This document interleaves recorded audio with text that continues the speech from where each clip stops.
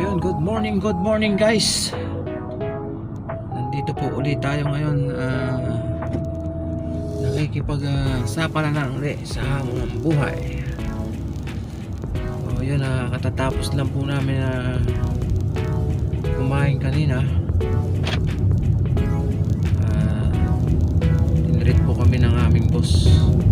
Napakasarap. Kaya maswerte po tayo ngayon at nakahanap po tayo ng napakabait na boss. Bibihira po ang ganyang amo.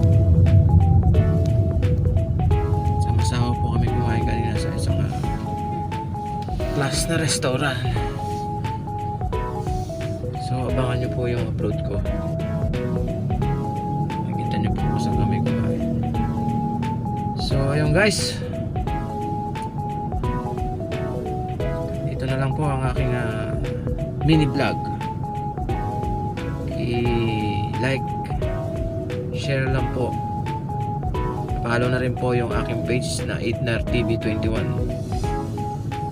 saka yung Idnar Roque Gamrot. So yun lang guys, maraming salamat. Mabuhay po kayo.